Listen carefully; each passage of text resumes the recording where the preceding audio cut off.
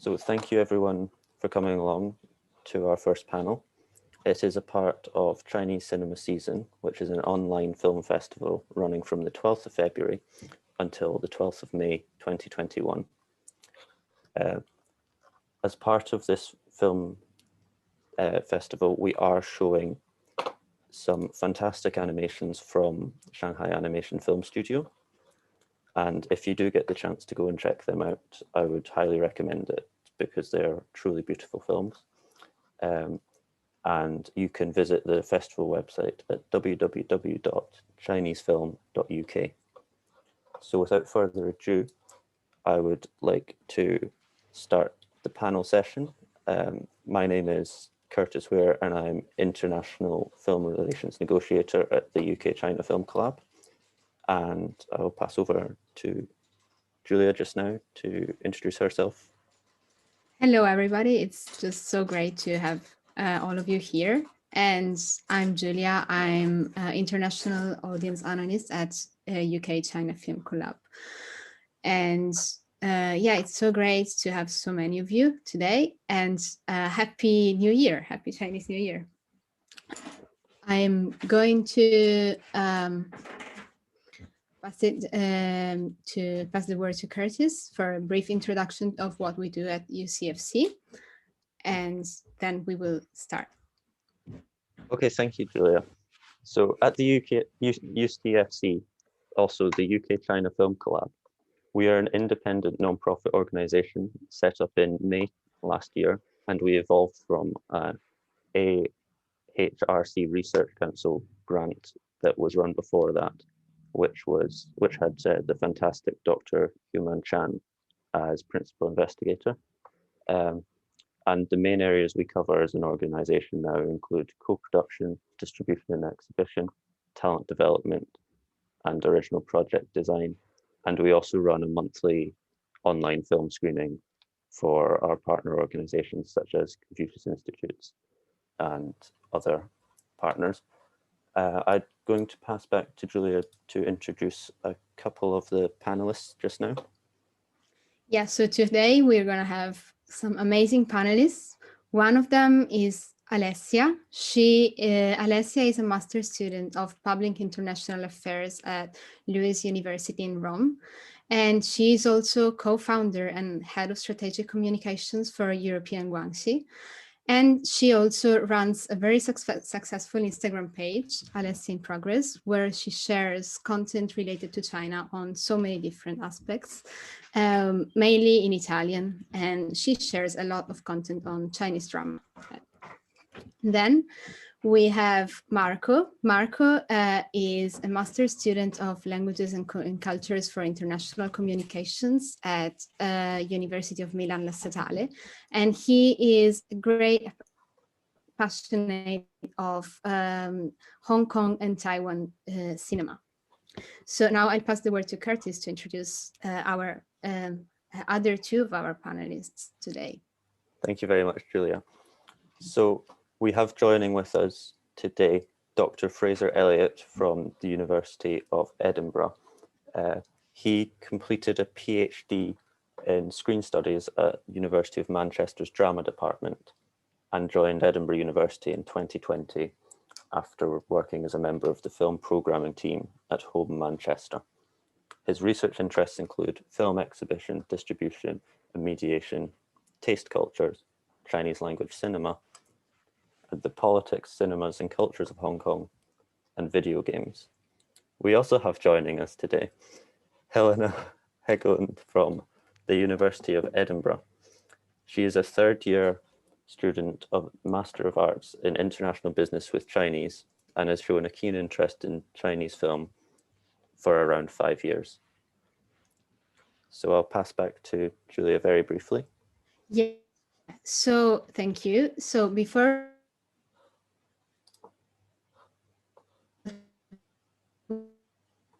just wanted to make a brief clarification that Film Collab is independent. We don't take any political positions, and we will just talk about films as with the film is incredibly for the whole panel. Sorry. Sorry, I think I'm having some connection issues. Okay. And now I'm gonna pass the word briefly to Curtis to give a brief overview of our panel structure. Okay, thank you very much, Julia. So now what we are going to do is we're going to have a brief look at a recent survey that the UK-China Film Club has undertaken, and then we will have kind of an open discussion regarding this with our panelists. And then finally, we will open the floor to questions from audience members. If you would like to ask a question, can I ask that you use the raise your hand function on Zoom, and then we will invite you to ask your question. Thank you. So when we conducted this survey, we were really trying to find out what it is that attracts international post-millennials to Chinese language films. So one of the things that we looked at in the survey was how experienced are these post-millennials with Chinese language films? And from our 46 respondents, we found that 45% or 21 respondents had moderate exposure, 32% or 15 respondents had limited exposure, and 21.2% or 10 respondents were very experienced with Chinese language films. And then looking at how these post-millennials were introduced to Chinese language film, we found that 41% of people were actually introduced through their own interest. And I know Julia and I had talked about before the survey that we thought it would mainly be through friends or university. However, through friends was 17% or 8 respondents, and university was 34% or 16 respondents. So Julia, would you like to talk about how long people have been interested in Chinese films, and then also the directors that are most influential to international post-millennials? Yes, sure. So the majority of the people that responded to our survey, so 37% replied to have been interested in Chinese language films for 1 to 3 years, and 23% 23% of people are have been interested for less than 1 year, and the same amount of people for 3 to 5 years, and only 15.2% have been interested to Chinese language films for more than 5 years. But that's also understandable since they're post-millennials, so that's quite a lot of time. And me and Curtis discussed before this survey that we were suspecting one of the most influential director for international audiences and for the discovery of Chinese language film would be Zhang Yimou, and that turned out to be true. So one of the questions was indeed asking this, and Zhang Yimou turned out to be the most popular director and the most known among international audiences, and followed by Chen Kaige and Jia Zhangke and Wong Kar-wai. Just following this, we also have asked what generation of Chinese filmmakers was the most influential, people think to be the most influential to non-Chinese consumers of Chinese films. And coherently with the numbers on the directors, the most influential generation turned out to be the fifth, and which is 37%, followed by only 8.7% for the sixth generation and 6.5% for second generation. But a considerable amount of people replied that don't know. even and we suspect this because to be linked to the fact that this division in generation is very popular and known among academia, but not so much outside of academia. Then we had a brief question about Chinese language blockbusters, if people watch them or not. And yeah, that was almost half, slightly more than half of the respondents replied that they do watch Chinese language blockbusters. And then I'm gonna pass the word to Curtis for our the remaining questions of the survey, and then we will start. Okay, thank you, Julia. So I'll just go through another couple of questions and then we'll get on with the panel discussion, because I'm sure our wonderful panelists are dying to speak to you about their experiences. So we did have a question asking about the differences between mainland Chinese produced films, Hong Kong and Taiwanese cinema. And we noticed an overwhelming majority of 70% or 32 respondents did notice that there was a stylistic difference, compared to 2% who did not notice a difference and 26% who didn't know if there was or was not. And then we also asked about what genres people are engaging most with. And we found that the top 5 genres were drama on 22.4% or 30 respondents, documentary on 16.4% or 22 respondents, comedy on 17.2% or 23 respondents, art house and animation were both on 9% or 12 respondents, but it's worth noting that people could answer more than one option for this question, which is why there's more than the number of respondents. So without further ado, I will pass over to Julia to ask the first question of this panel session. Okay, thank you. So we thought it might be worth to go through some of the questions already present in our survey to see what you would respond to these questions in the survey. So the first question is for all the panelists, what are your fields of study or research? Sorry about that.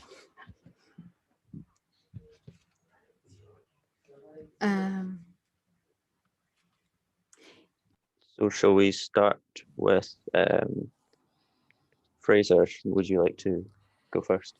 Yeah, definitely. So what are my fields of research and interests? I think, well, thank you for the introduction, Curtis. I think you sort of hit those on the head, including the not so relevant one of video games. But yes, I'm very interested in how these films are shown in countries like the UK, so outside of Chinese-speaking regions themselves, what kind of films come out and what kind of cultural systems are in place in those countries to accommodate them.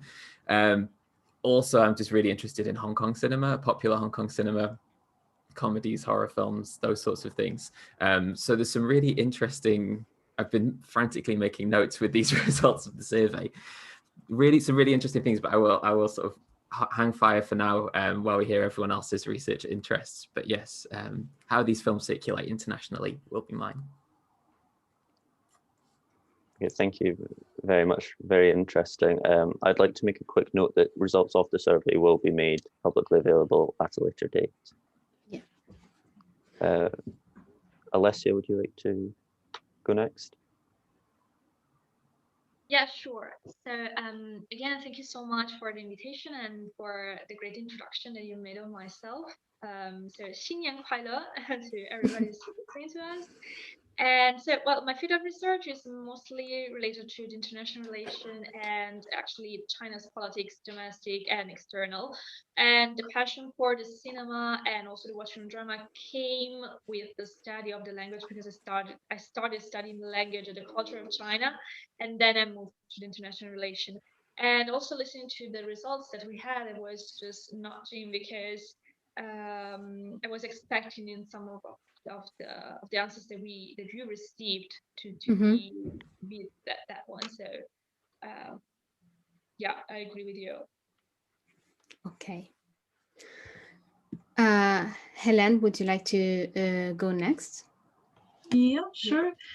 So yeah, hello, my name is Helena, and yeah, thank you so much for introduction, Curtis. Again, I think that kind of covered the main points, but yeah, I'm a student of international business with Chinese at the University of Edinburgh, and my interest with Chinese film goes back to when I started studying Chinese in secondary school. So it's been about 5 years now, and sort of started with because I was learning Chinese, I went to practice the language, but then I sort of came across, I started with Chen Kai-ge and kind of fell in love with Chinese film and have been ever since. Yeah. Okay, that's great. And I think we have a great mix of different backgrounds. And now, Marco, would you like to go next? Yes, I would like to thank you for having us here and for the introduction. I am a student currently of International Communication and Cooperation at the University of Milan, La Statale. And what I'm particularly interested in is the language of Chinese cinema and the aesthetic specifically of movies directed by some of the most famous Chinese directors that we got to know during our Chinese courses. For example, Wong Kar-wai or Jiang Yimou, who have been influential to both Chinese cinema in general and worldwide cinema. And also how several themes such as sexuality or queer representation in Chinese cinema are played out. So this is basically what I am, what is my field of research. Okay, thank you very much, Marco. Very, very interesting. So we're going to move on to our next question that we wish to ask the panelists today. And we'd really love to find out how everyone was introduced to Chinese films. I know Helena briefly touched on that in the last question, but please feel free to add anything you may have. Shall we start with Alessia this time? Yes, okay. Actually, when I started university, so we're talking about 7, 8 years ago, I started watching these movies because I wanted to know more about the culture, because inside my textbooks was written about this Jiang Yimou. I didn't know who he was, and so I got interested in its films. And because at the beginning you couldn't find films in Chinese in language, also because I didn't know the platforms. Netflix wasn't already existing, so the ways in which you could purchase this kind of DVD was just going to the library of your university and renting the DVD. And my Chinese was not that good to be able to understand the same film in Chinese. And then from that point on, I got just fascinated by Chinese cinema, and I developed my passion from that moment on. So the language came second. But with dramas, since Julie introduced me also for drama, I'm now a great fan of drama, because I started it 1 year ago and I got addicted to it. But I started for the language, I swear, and then it became an addiction. But it started for the language and for the society, because I'm more interested in seeing the development of the society. Since I can't be in China, I would like at least to have a glance to see what are the most important, themes that I want to touch in the society. So that's why also I watched this drama. Oh, thank you. That's an amazing insight into why you watch Chinese films, and in particular dramas. Shall we go with Marco next? Yes, I would say that the reason why I started watching Chinese movies in particular is similar to Alessia's reasons for as she started doing that, because at the beginning I wanted to practice my listening in Chinese.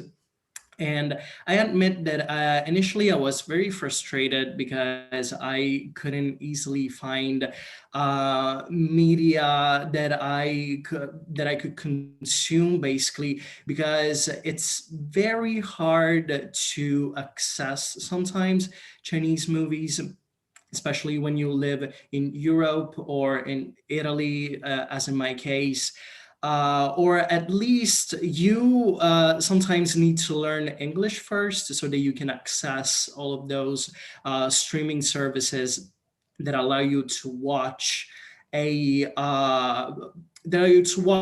more movies that maybe might be niche or not really present in what the mainstream scene as offered does. Because, for example, of course, if you want to watch, I don't know, Farewell My Concubine or any Zhang Yimou movie, that will be, of course, easily available to you. But for example, if you want to find Jia Zhangke's movies, or for example, even sometimes Wong Kar-wai's movies, it might be very difficult if you don't know your way around it. So that was basically my experience. Yeah, that is a very good insight on how actually hard it is sometimes to find and access those movies. We were going to cover that later as well. So Fraser, would you like to go next on telling us how were you introduced to Chinese language films? Yeah, thanks, Julie. I wish I had as commendable reasons as learning a language or academic interests, but as a millennial rather than a post-millennial growing up in the 1990s, I think it was probably the films of Jackie Chan were circulating quite widely at the time. And then growing up in the kind of 2000s, then there was that boom of kind of Asian cinema that was very popular in the UK with like extreme Asian cinema. But I think the specific kind of Chinese focus came from film studies at sixth form and learning about Chungking Express and Wong Kar-wai and Raise the Red Lantern. So looking at some of these survey results, I think very similar to a lot of people. But then as Marco was saying, I think the thing that really got me interested was learning that this is just a very small selection of what's actually going on in Chinese speaking film industries. And a lot of people, you know, their knowledge of Hong Kong cinema might be Wong Kar-wai and Jackie Chan, but that's two people. And the cinema of Wong Kar-wai is actually pretty different to the 400 other films that used to come out every year from Hong Kong. And as someone that doesn't particularly speak either Mandarin or Cantonese very well, as Marco was saying, you know, Hong Kong, it was a legal requirement to include English subtitles back from the colonial days. So as an English speaker, there's just this huge archive of films to watch, and I just became obsessed with Hong Kong cinema. So I guess started with Jackie Chan, but maybe ended up with some slightly more earnest and good reasons to be following the cinema. Thank you for that. That's very interesting. And actually, I like in my experience, Jackie Chan was something I was never like attracted to, but I must admit I should recover on that. And then Helene, would you like to give us your experience on that? Yeah, I feel like I kind of spoiled it a little bit early on, but I can flesh it out. Yeah, so as I mentioned, it was sort of as I started learning Chinese in secondary school, so as some of the other panelists mentioned as well, it sort of began for language learning reasons. I think at the time when I started getting into Chinese film, I didn't really know much about Chinese film at all. I think I'd seen Crouching Tiger, Hidden Dragon, and I sort of vaguely heard of perhaps Zhang Yimou, but it was very, very basic. And at the time, I didn't really think that Chinese film would be for me, because sort of this impression I had was sort of the more action-packed, kind of more commercial type style film that where perhaps I would sometimes feel not deep enough or not interesting enough and kind of lacking some artistic elements.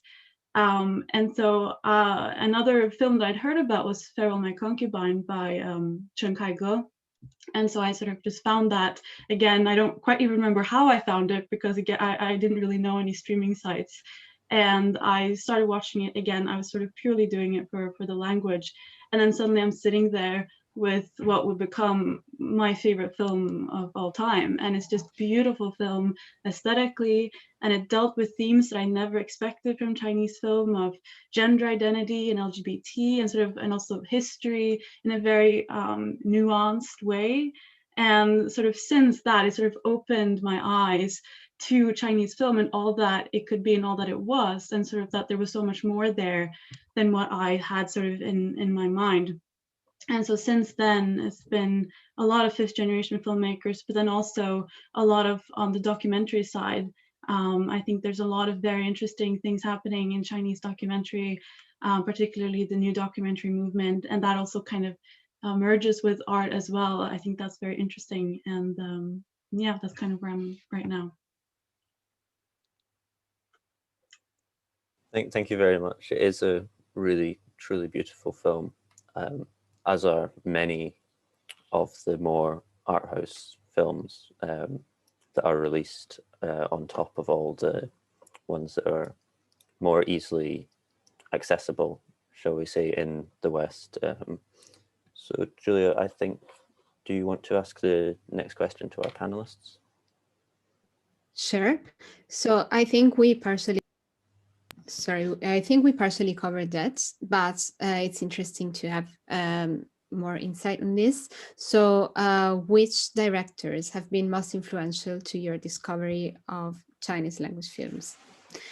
And if that's okay, I would like to ask Alessia first. Well, it would be very brief because it's been Zhang Yimou among the directors. Yeah, I think that's thank you. This is coherent with what we found out so far. And now I would like to ask Marco, would you like to go next?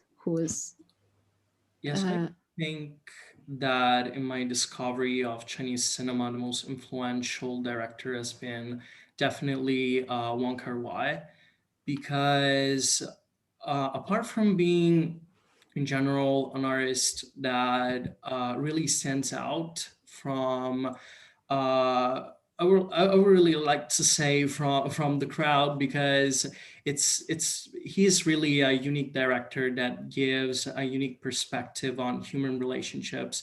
Watching his movies has been kind of like looking at a kaleidoscope, and where you collect all of the frames and the pieces that make human relationships so complex and diverse. So definitely Wong Kar-wai. Thank you. And Fraser, I know you said Jackie Chan. Is there any, are there other directors who have been very influential to your discovery of Chinese films, would you say? Yes, yeah. It's a huge question. I would probably say somewhere between Johnny To, the Hong Kong director, and Pang Ho-chung, the Hong Kong director as well, just as two directors who really represent that great thing about Hong Kong as kind of creative popular cinema, so that you can make your kind of art house kind of neo-noir films, but you can also do like trashy New Year comedies, you can do romantic comedies, you can do some pretty sort of politically dubious comedies, and just that there is a real like diversity just within single filmmakers in that region. So Pang Ho-chung and Johnny To would be my non-Jackie Chan answers. Thank you. And Helena, you already mentioned something about, you already mentioned your directors that have been influential for you. Do you want to add some other names? Yes, I also think for the sort of more documentary side of things, it would be Wu Wenguang with Bombing in Beijing was sort of my introduction to the documentary scene, and sort of came over it by accident on YouTube actually, and started watching it and was kind of just completely blown away. So it was a very happy accident, and since then yeah, so that was kind of my introduction to the documentary scene, so I'd have to mention him as well. Yeah. Thank you. Yeah, that was, again, Bumming in Beijing is a really fantastic piece of work. We did notice in our survey that for international post-millennials, they found the fifth generation to be the most influential from those who listed a generation. Do our panelists agree with this view, or are there any other generations they would like to add? Helena, I'll just ask you first on this.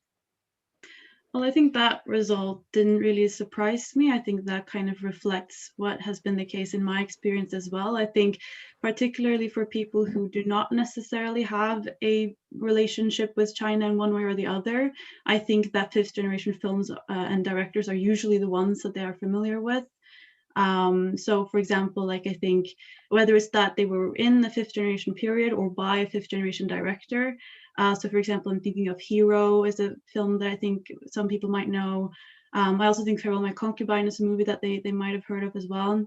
So I think if I was to ask, when I think of my friends and family who weren't necessarily very know much about China, that is usually the directors that they know. And I also think because I find a lot of the fifth generation filmmakers, they have also quite like a recognizable aesthetic that I also think people, even if you haven't necessarily seen all of it, you can kind of recognize the films and the aesthetic, and that also makes it more known to people, I think. Thank you. Brilliant answer. Do any of our panelists have anything to add on top of that?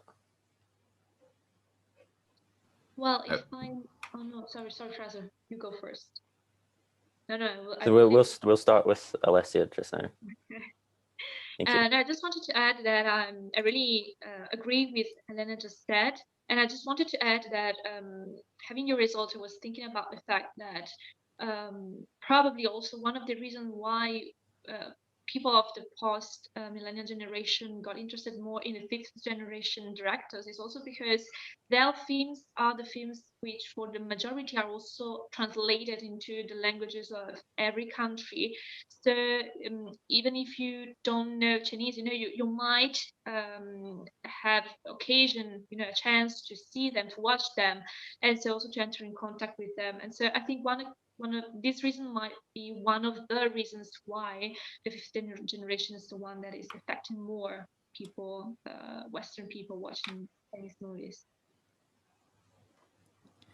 Yeah, I agree, Alessia. I think that's all I was going to say really is if you look back in the history of Chinese films in the UK outside of the kind of Bruce Lee kung fu craze of the 70s and then Crouching Tiger, the kind of moment for Chinese cinema in the UK was the fifth generation, and that was the moment that had festival support, cinema support, distribution support, film critic support, and those are the films that entered those systems of reception in a way that is still really meaningful today. So it doesn't sort of surprise me so much that those are the films that still have a relevance and a reverence with even younger audiences, because they are still the ones that kind of occupy that space.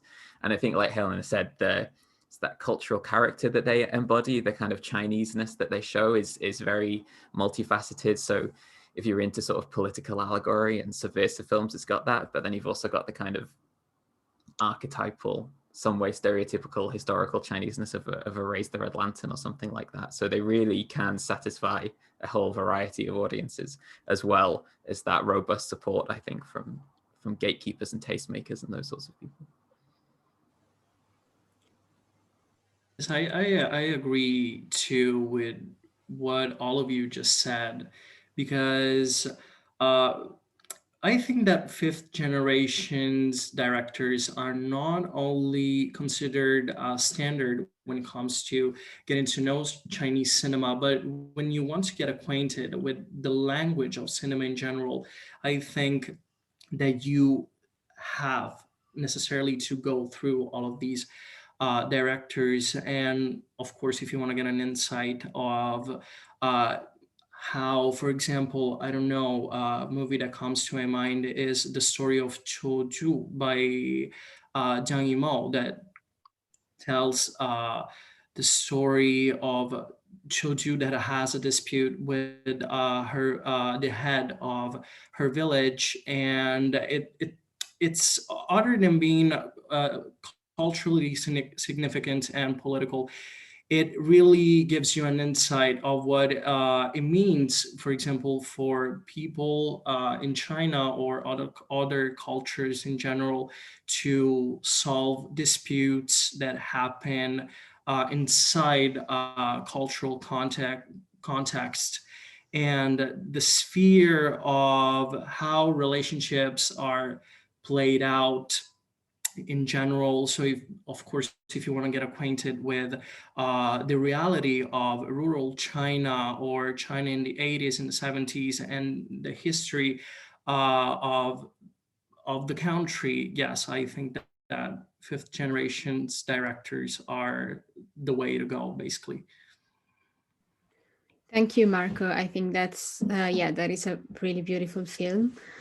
And we would like to move on to our next question, which is, do you notice a stylistic difference between mainland Chinese production and Hong Kong and Taiwan? And Marco, if you would like to start with that question.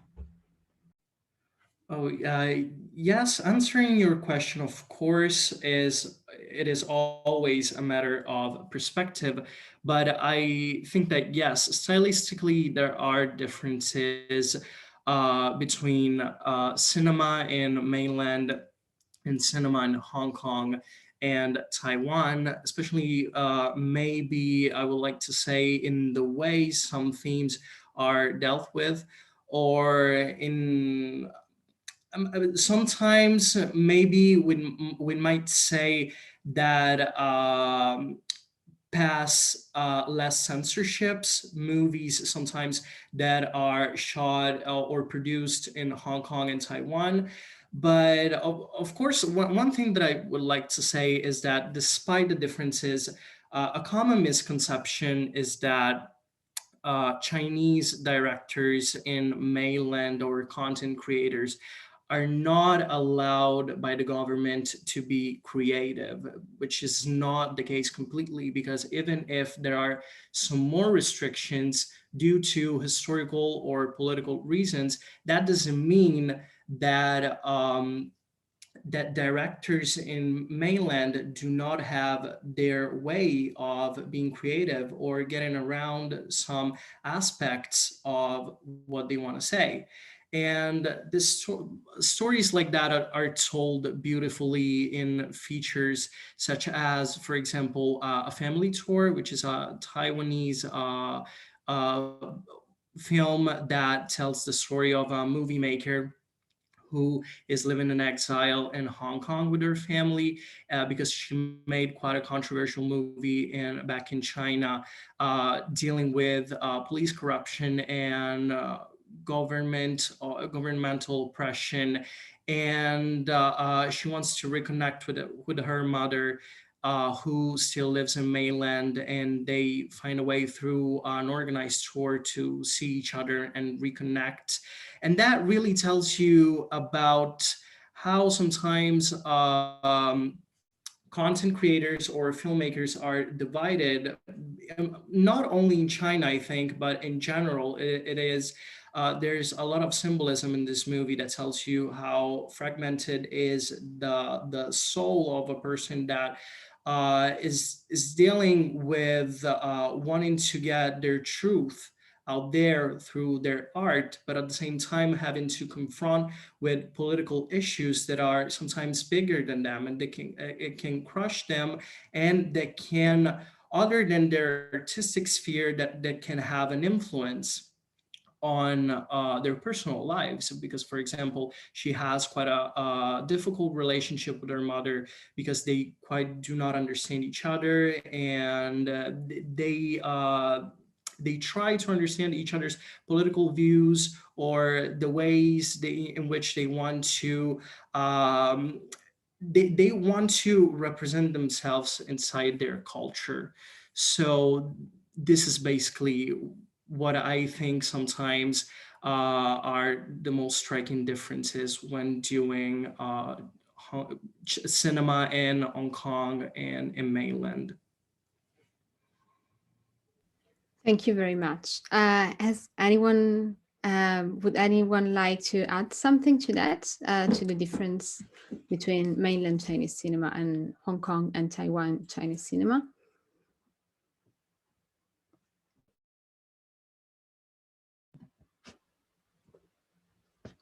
Well, if I may, will be very quick.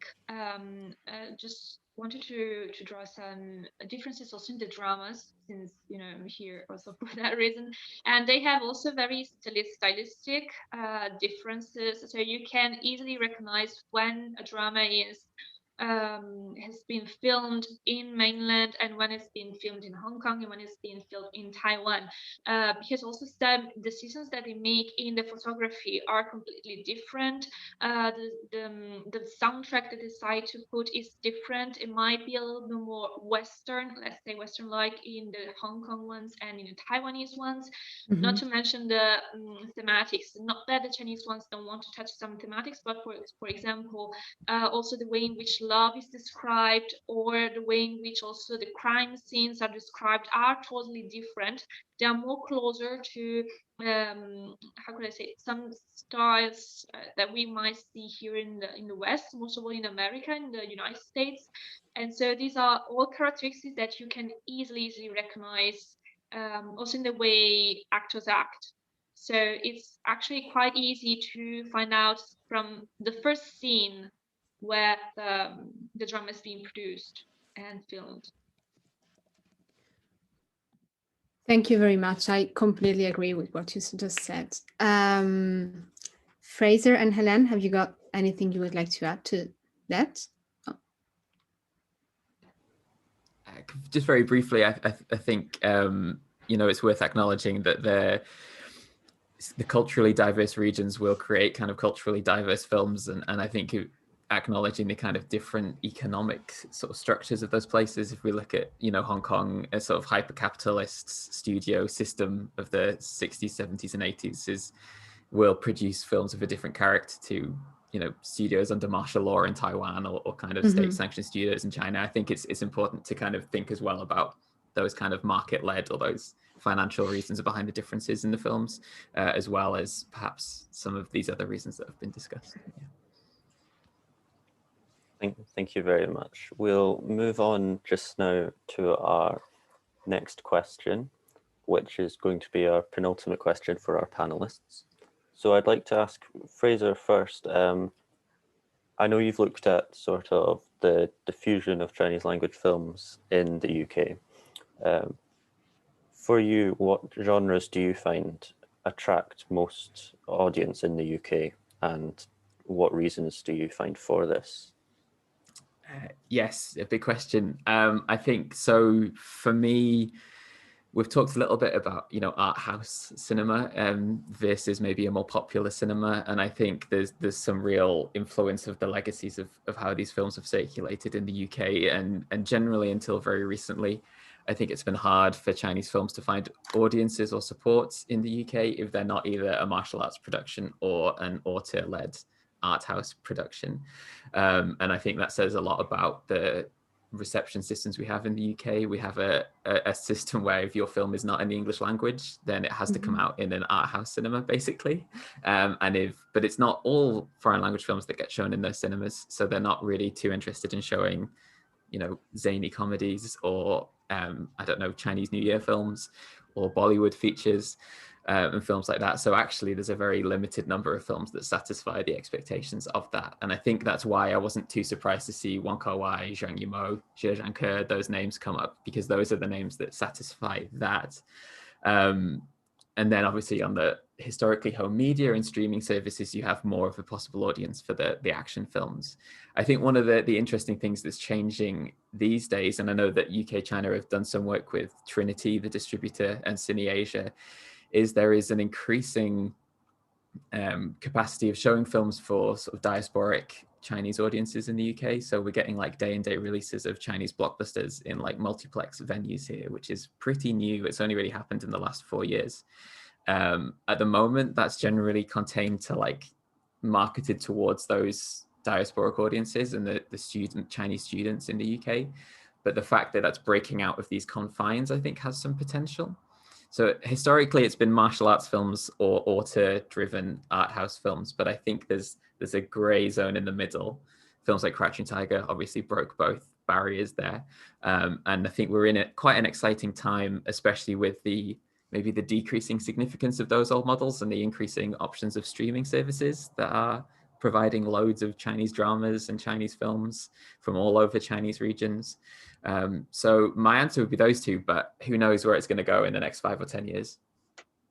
Thank you very much. That's really, really interesting to hear about how, especially blockbusters in recent years, have been gaining increased prominence. I think most recently, The 800 was released and had a premiere at the BFI IMAX in London. So, Julia, do you have a quick sub-question you'd like to add? Yeah, I would like to ask Alessia. I would like to ask you about your page, your Instagram page, Alessia in Progress, where you share content on Chinese dramas, as I mentioned earlier. So in this in this regard, I would like to ask you the reactions you get from young audiences, because your audiences are mostly young people. So I would like to add the reactions you get from young audiences to that kind of content, and if you feel that Chinese dramas are the most popular kind of Chinese media or genre, if we can call it like this, among young Italian audiences.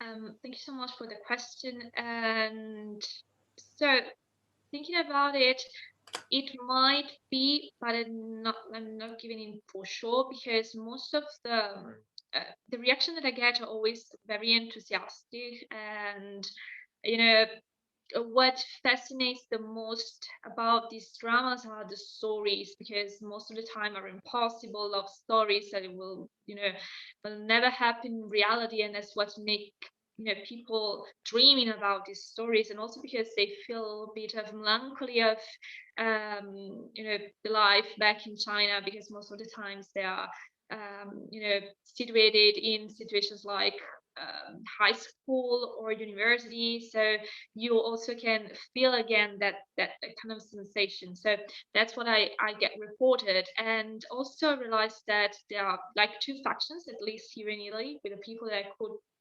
speak to, which are people who really like dramas like posted in the past. So we're talking about Princess in the Palace or the Yangtze Palace. So we're talking about all these dramas that are just also historically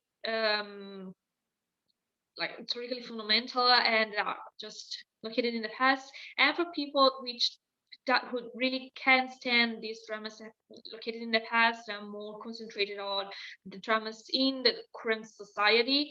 So they're more like just to look how the society is changing. And so looking at this audience, I can agree on the fact that they are all enthusiastic about the fact that they can hear real Chinese, and so they can practice their listening. So that's what at the beginning lead people to the dramas.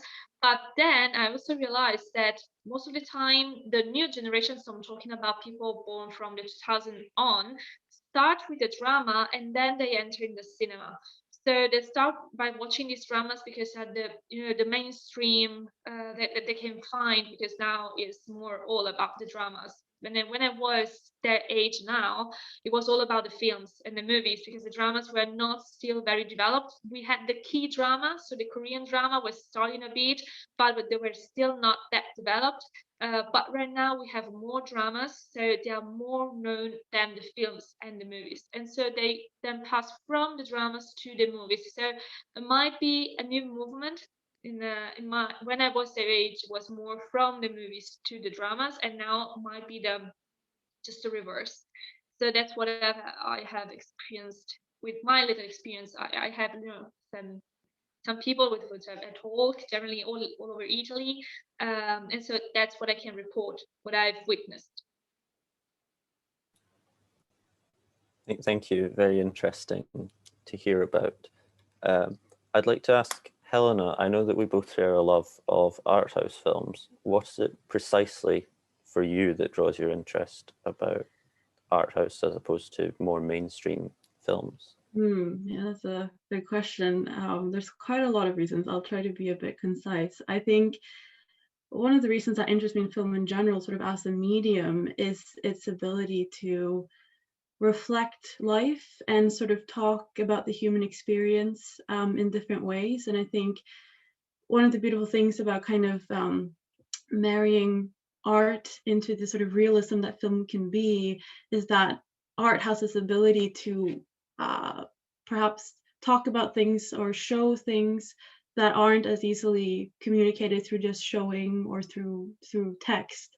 I think it has this ability to, if done well, reflect perhaps the more subjective, the bit more ephemeral parts of the human experience.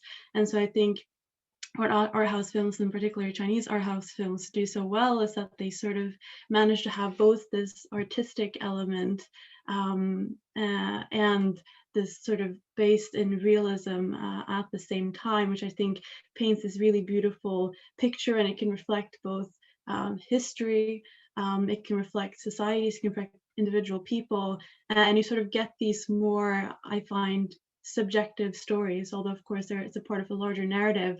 I find that you kind of get the very human in those films, and that's why they kind of appeal to me more and sort of have more of an impact on me than perhaps the more commercial generally might have. Yeah. Thank you very much. That's very fascinating. We will move on now to our final question for our panelists, which is, where do you watch Chinese language films? And I think, shall we ask Marco first with this one? Oh yes, I try to look for Chinese movies everywhere. Wherever I can find them, I will try to get into it, but mostly Netflix, because recently they have started uploading more movies on YouTube, because you can find a lot of those. And Amazon Prime, especially for documentaries, I would say. Thank you. Yes, I do know there are quite a few documentaries cropping up now on Amazon Prime. Shall we ask Fraser next? Yeah, very similar streaming services, and always a quick check of YouTube first, and slightly more grey distribution networks that sometimes host things like that.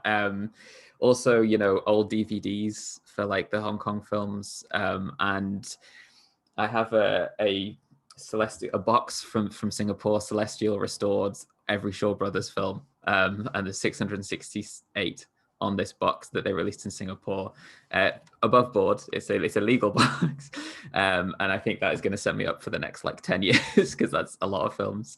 So just like Marco was saying, wherever I can, basically. Thank you, Fraser. Yeah, I think that's kind of everybody's struggle right now.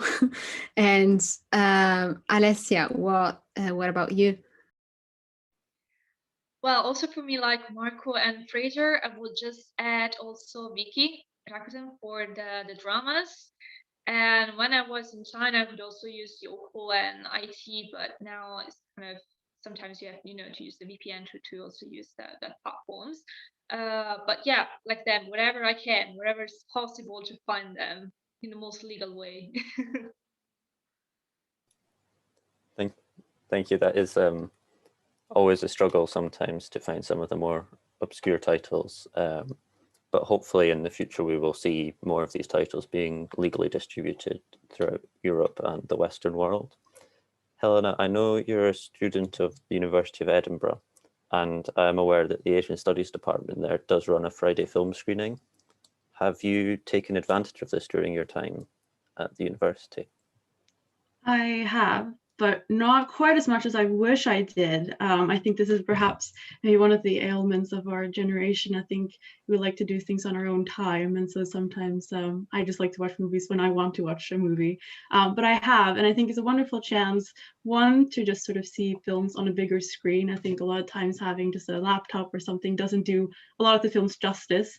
So I think that's a wonderful opportunity for that. It becomes a bit more of a social event as well.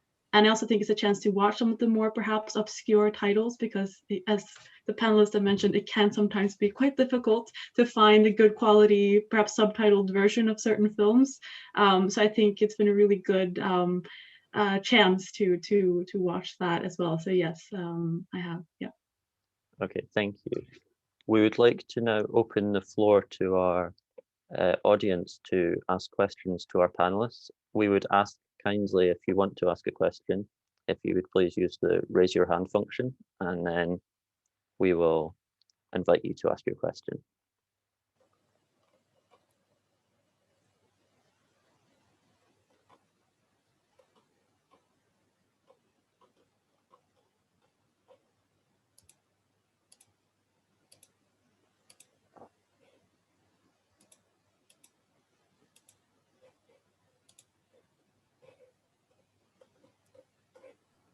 Could I ask a question? Yes, Fraser, of course. Of you, Curtis and Julia, just wondering on your responses to the survey and whether it kind of meshed with or confirmed your experiences working with the UK China Film Collab, or if any of these were a surprise or a shock to you. Julia, would you like to go first? So I must say that I joined UK China Film Collab quite recently. So, but looking at the questions, I think it must more or less with what we were thinking, what we were expecting. And I just think that there was one. So I'm just going through this. Yeah, the one on Chinese blockbusters, I think, is the one that the responses surprised me the most, because I'm very interested in this topic in Chinese blockbusters, and I was expecting much less people of international audiences to be actually to watch them. And yeah, I think that would lead to research on this topic, on how they are getting more and more popular. So that's actually surprising for me. Thank you. I'll keep my answer quite brief because I'm aware we have got a question. So I think it did affirm for me what we've been seeing in my experience through obviously our online film screenings. For that, we've obviously had some blockbusters, so I wasn't so surprised by the response to that question.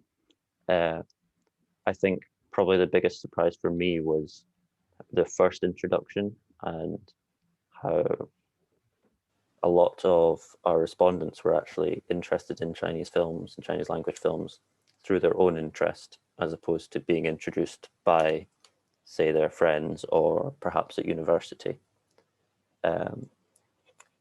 So thank you very much for your question, Fraser. Very interesting. Thanks for the answer. We'd like to go to Dr. O'Sullivan from the University of Leeds, if you'd like to ask your question, please. Yes, hi, sorry. Hi. I'm just turning my video on to be more. Thank you for a very interesting panel so far. I should say I came to Chinese cinema, very much thinking about it through the distribution process. Like I came to Chinese cinema with the fifth generation in the video era. So, you know, in the 90s, I rented a video recorder and watched, you know, borrowed the films and watched them in my, you know, in college. And that was, you know, those were the films that were in the video store.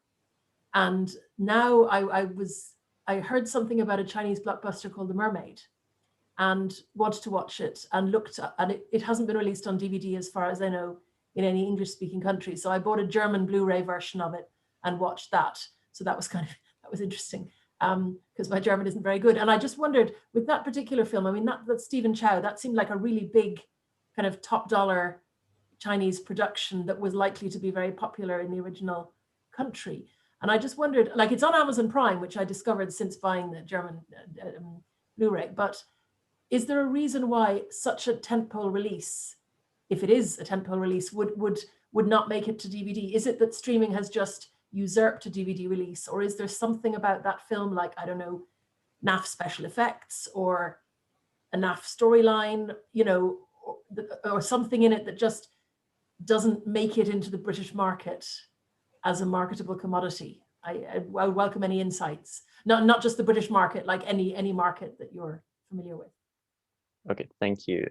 We'll go to Fraser first for this one, I think. Sorry, I'm hugging the microphone. I would just say quickly, that's a really interesting example, Carol, because I think I would agree with you that it may be a comment on the DVD as a format rather than necessarily anything about that film itself, with it being on Amazon Prime, because actually the fascinating thing about that film is it was released in UK cinemas in multiplexes, and it actually was the highest grossing film of the week, full stop, when it came out. So not just for Chinese language, for foreign language cinema, you know, that the BFI in places will separate foreign language film and other films, but actually it was the highest grossing film, and it beat Deadpool, the Marvel film. It beat only for that 1 week. And I think it's because it was released around Chinese New Year, so there was a lot of interest in it. But it's a fascinating film. So if that hasn't translated into DVD or Blu-ray, I think it must be something to say about that as a format that's maybe not as invested in as much as a streaming service, from my perspective. But I will be quiet. Thank you. Alessia, would you have anything to add to that? Perhaps not maybe on the UK market, but just in your experience? I think the reason also, as for just what Carol expressed, is the same reason in Italy for the same that was also in the UK. I don't know.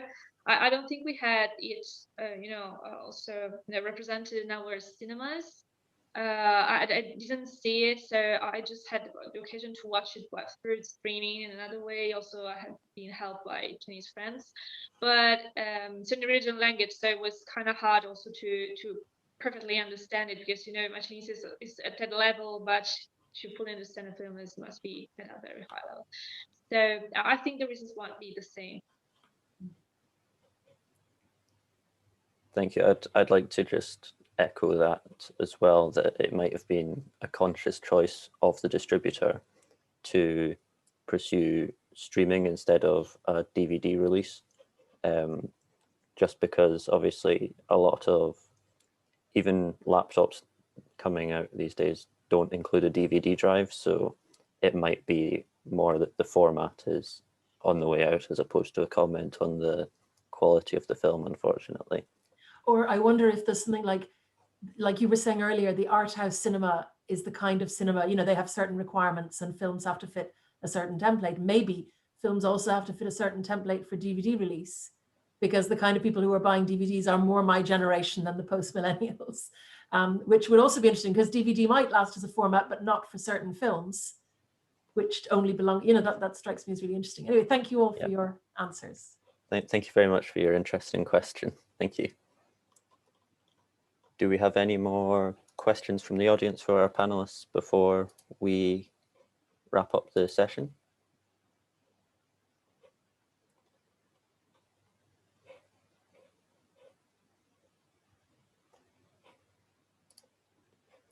Okay, so we've got one question from the chat from Lorena. And Lorena asks, during my first year studying Chinese at university, we watched To Live by Zhang Yimou and discussed the representation of pain. We came to the conclusion that Chinese people have a particular way of showing such hiding pain. Watching other films, The Farewell, by example, by Lulu Wang, or Happy Times by Zhang Yimou, I've seen the same discrete way of not showing pain. So my question is, what do you think about this? Which one of our panelists would like to provide an answer first for this?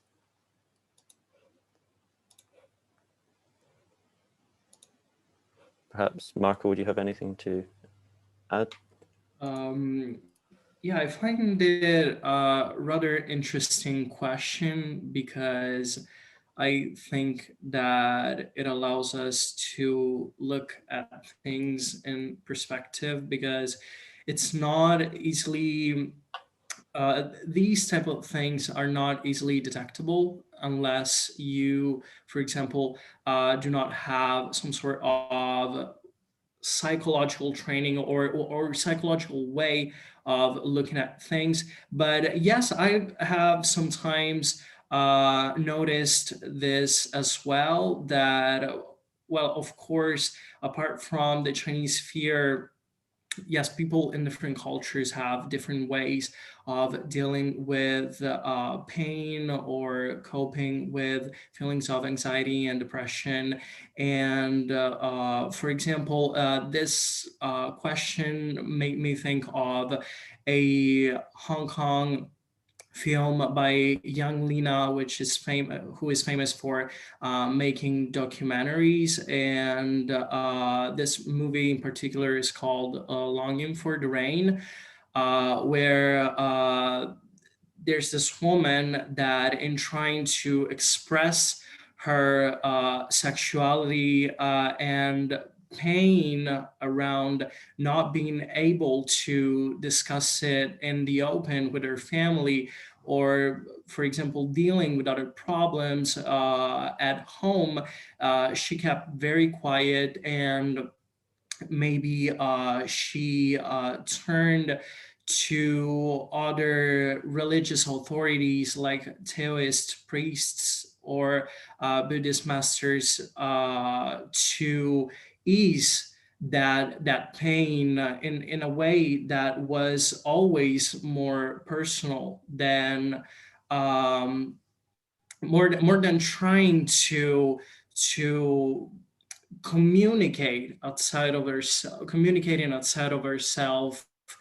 the pain that she was feeling around it. Or, for example, even Yi by Edward Young. This movie deals a lot with the complexities that might arouse around the pain that we feel in our daily lives, and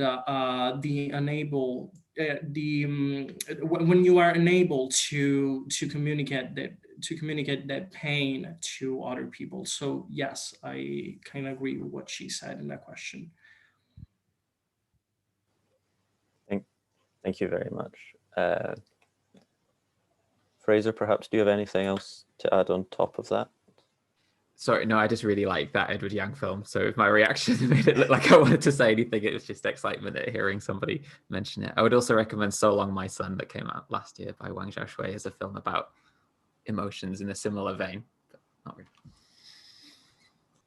Okay, thank you very much. Alessia is... Well, I just would like to add that this we might call it problem, but it's not a problem. This characteristic of hiding pain, hiding suffering is typical and rooted in Chinese culture. So it's, of course, also for this reason that you can see it displayed also in the movies, also in this kind of representations, being also expressed in many other forms of arts, in poetry, in the literature. Also, the literature is, to live came from the book itself of Yu Hua. So I was just yesterday, I was watching this movie, The Farewell by Lulu Wang, which also talks about it. So it's also talks about the contrast in the traditions that we might have in expressing also grief. If you had the chance to watch it, because it's really nice from also the point of view of Western to live together with a Chinese girl who grew up in America. The problem of not telling her grandmother that she is dying, because nobody in the family wants her to know, because of this very strong Chinese culture, which tends to hide sufferings, because there's this way of saying that if somebody doesn't die because of the illness that he has, he might die because of fear. And so for this reason, they tend to hide this kind of information. It's really interesting. And so your question just came up in my mind, this theme, because I just recently watched it.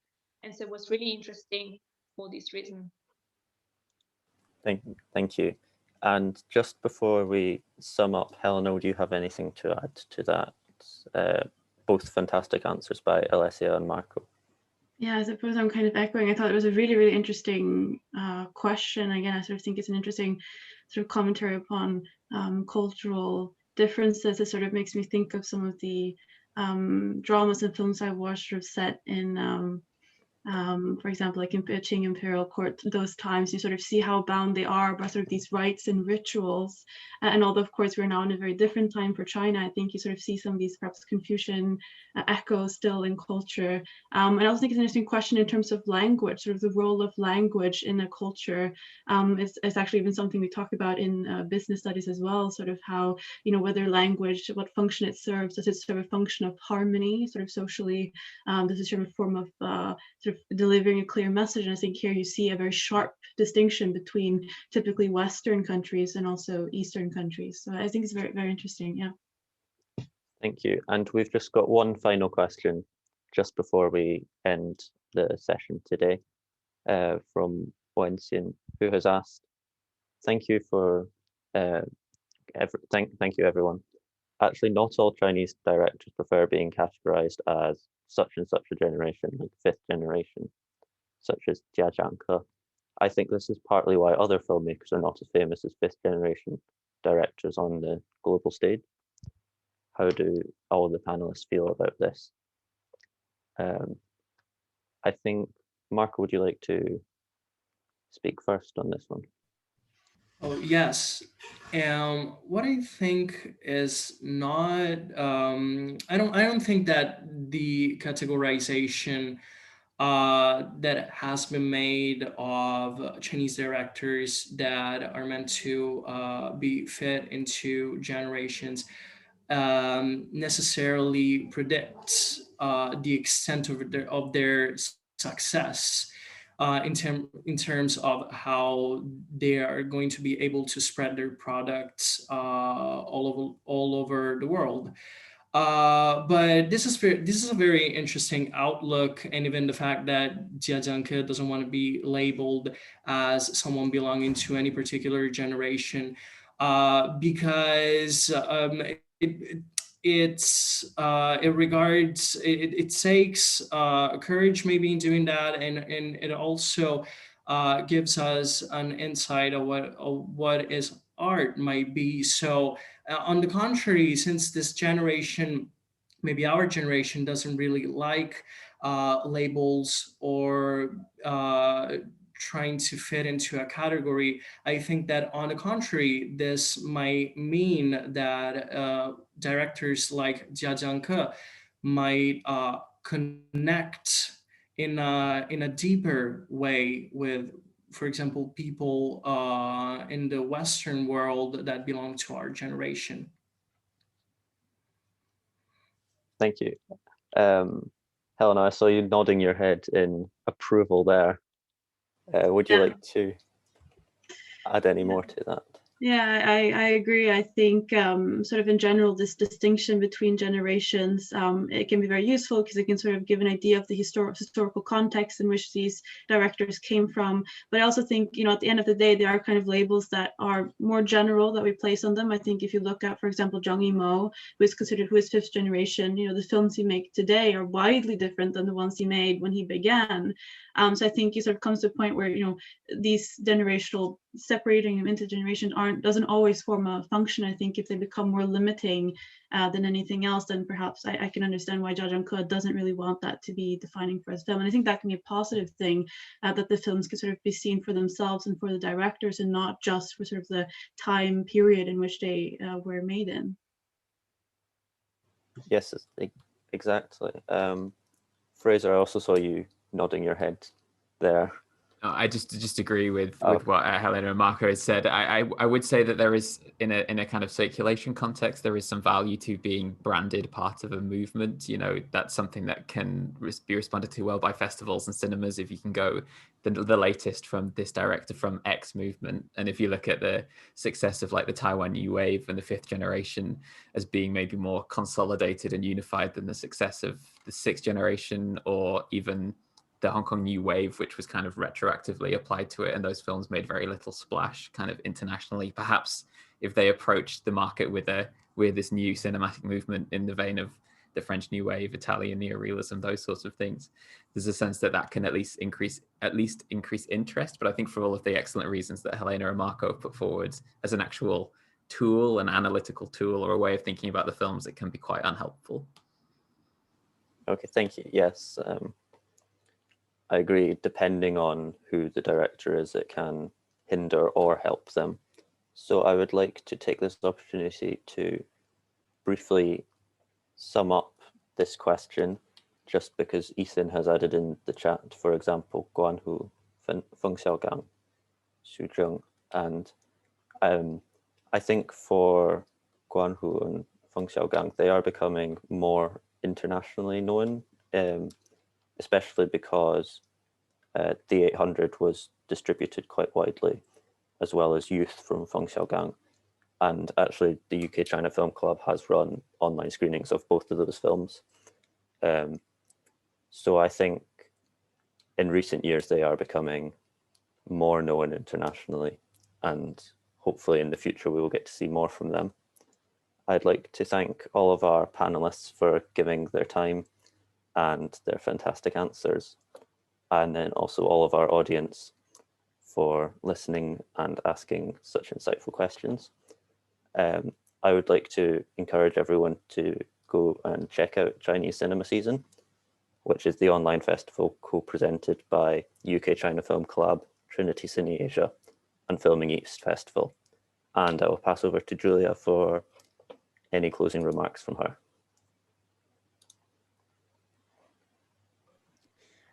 Yeah, I just wanted to thank all of you for your precious contributions. That was really special. And thank all of our audience for joining us today.